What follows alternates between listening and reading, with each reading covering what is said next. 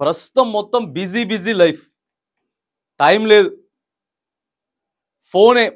పొద్దుటి లేసిన దగ్గర నుంచెల్లి నైట్‌గా పడుకునేంత వరకు ఒక్కోసారి నిదట్లో గూడా ఫోనే వస్తది. ఫోనే గుర్తొస్తది.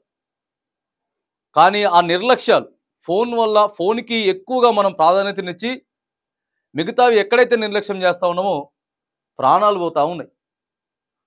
ఎన్నో జరిగినాయి. ఫోను మాట్లాడుకుంటా పోతాం, కరెంట్ పోల్‌లు తగులుతారు.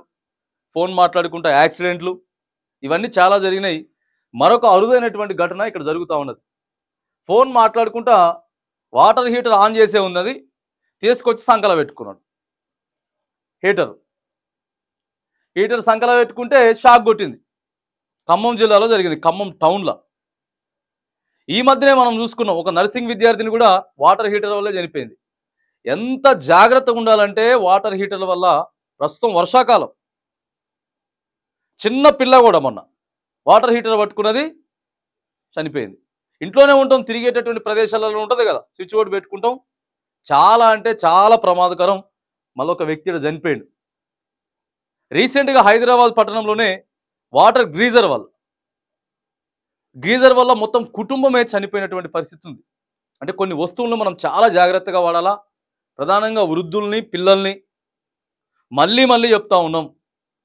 వాటర్ హీటర్లు, గ్రీజర్లు ఎవరైతే వాడతా ఉన్నారో, ఇప్పుడు అసలుకే వచ్చింది వర్షాకాలం. ఆ తర్వాత మళ్ళీ వింటర్ వస్తది. చలికాలం వచ్చేటప్పుడు ఇవి ఎక్కువగా వాడుతూ ఉంటాం. ఇక ఇప్పుడు కట్టెల పొయ్యి దాని మీద పెట్టుకొని చేసే పరిస్థితి లేదు. ఉన్న బిజీ బిజీ టైంలో కాబట్టి వాటర్ హీటర్ల వల్ల చాలా మంది, అంటే చాలా మంది చనిపోతా ఉన్నారు. వాటర్ గ్రీజర్ల వల్ల చనిపోతా ఉన్నారు. వాడేటప్పుడు చాలా జాగ్రత్తగా వాడాలి. ఖమ్మానికి సంబంధించినటువంటి వ్యక్తి హాస్పిటల్‌కి తీసుకపోతే ఆల్రెడీ చనిపోయిండమ్మా అని చెప్పారు.